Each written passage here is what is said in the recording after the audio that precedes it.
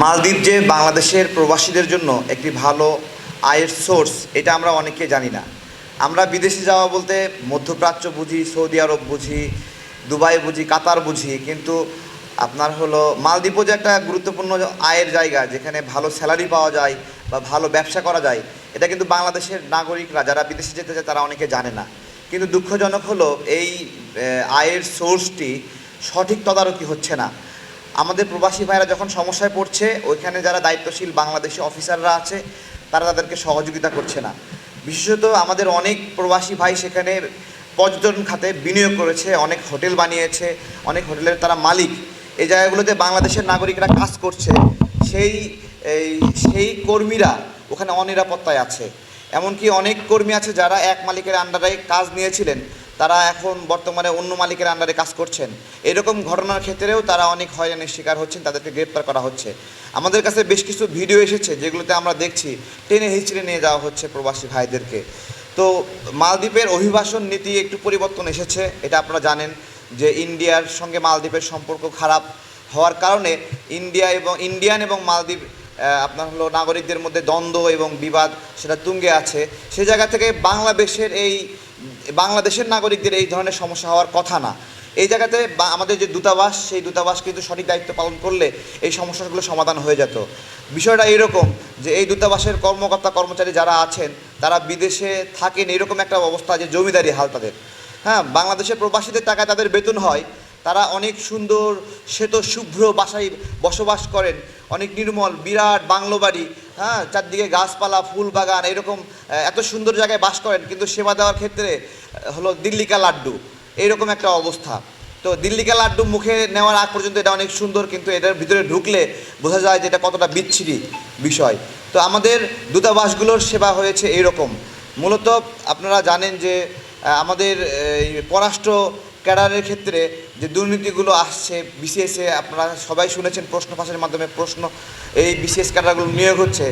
তো এই অসৎ কর্মকর্তাগুলো নিয়োগ পাওয়ার ফলে তাদের দেশের প্রতি কোনো দায়বদ্ধতা নাই, প্রবাসীদের প্রতি দায়বদ্ধতা নাই। এর আগেও আমরা দেখেছি যে একজন প্রবাসী দূতাবাসের ভিতরে পানি খেতে গিয়েছে, তাকে গলা ধাক্কা দিয়ে বের করে দিয়েছে যে কেন অনুমতি ছাড়া প্রবেশ করছে। এই দূতাবাসগুলো যে দূতগুলো রয়েছে, রাষ্ট্রের কর্মকর্তা রয়েছে, তাদের আরাম আয়েসের জন্য কিন্তু বানানো হয়নি, সেটা বানানো হয়েছে প্রবাসীদের সেফ হোম হিসেবে। সে জায়গায় মালদ্বীপ দূতাবাস প্রবাসীদের সেফ হোম হিসেবে কাজ করছে না। আমরা বাংলাদেশ প্রবাসী অধিকার পরিষদের পক্ষ থেকে এখানে আজকে মিয়া মুর্শিদুজ্জামান স্যারের নেতৃত্বে আমরা এখানে বসেছি এই বিষয়ে রাষ্ট্রের দৃষ্টি আকর্ষণ করতে, যে রাষ্ট্র যেন আর এক মুহূর্তের জন্য গাফিলতি না করে। যারা যারা এখন পর্যন্ত সেখানে হয়রানির শিকার হচ্ছে, বাংলাদেশের সঙ্গে মালদ্বীপের কোনো শত্রুতাপূর্ণ সম্পর্ক নাই, ইতিপূর্বেও ছিল না, এখনও নাই, কিন্তু ইন্ডিয়ান মালদ্বীপ দ্বন্দ্বের মধ্যে বা ভুল বোঝাবুঝির মাধ্যমে বাংলাদেশের নাগরিকদেরকে যে হয়রানির শিকার করা হচ্ছে, সেই হয়রানি থেকে বাংলাদেশের নাগরিকরা মুক্তি চায়। এক্ষেত্রে রাষ্ট্র এবং সেখানে যারা দায়িত্বশীল কর্মকর্তা আছে তাদের গাফিলতির আমরা জবাব চাই এবং তাদের কাছ থেকে দায়িত্বশীল আচরণ আমরা প্রত্যাশা করি। ধন্যবাদ।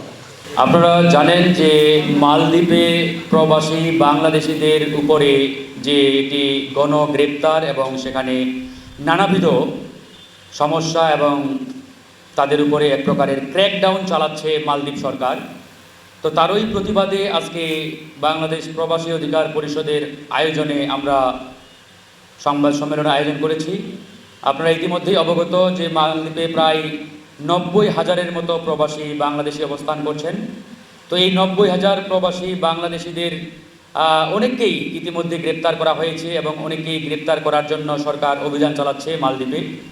তো এই মালদ্বীপে প্রবাসী বাংলাদেশিদের সবচাইতে বড় যে অভিযোগটি, তাদের এই সমস্যা সমাধানে বাংলাদেশ সরকার এবং মালদ্বীপে অবস্থানরত বাংলাদেশ দূতাবাসের কর্মকর্তা যারা রয়েছেন, রাষ্ট্রদূত সহ, তারা কার্যকর কোনো উদ্যোগ নিচ্ছেন না।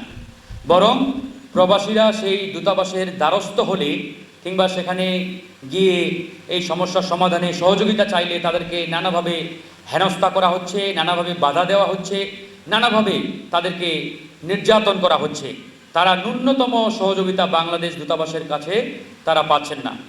ইতিমধ্যেই তারা সেই অভিযোগটি দায়িত্বপ্রাপ্ত অনেককেই জানিয়েছেন, লিখিতভাবে মৌখিকভাবে তারা কার্যকর কোনো উদ্যোগ গ্রহণ করেন নাই। আপনারা সবাই জানেন যে এই মুহূর্তে বাংলাদেশের যে রাষ্ট্রদূত মালদ্বীপে রয়েছেন, Real admiral SM Abul Kalam Azad, তিনি মালদ্বীপে বাংলাদেশের রাষ্ট্রদূত। এই রাষ্ট্রদূতকে প্রবাসীরা বারবার যোগাযোগ করার চেষ্টা করেও তার সাক্ষাৎ পাচ্ছেন না, দেখা পাচ্ছেন না। সকাল থেকে সন্ধ্যা পর্যন্ত দূতাবাসের সামনে প্রবাসীরা লাইন ধরে ঘন্টার পর ঘন্টা দাঁড়িয়ে থাকে, কিন্তু কর্মকর্তা কর্মচারী কারো কোনো সদুত্তর তারা পায় না। তো সেখানে নানাভাবেই তারা নির্যাতনের শিকার হচ্ছেন, নিপীড়নের শিকার হচ্ছেন।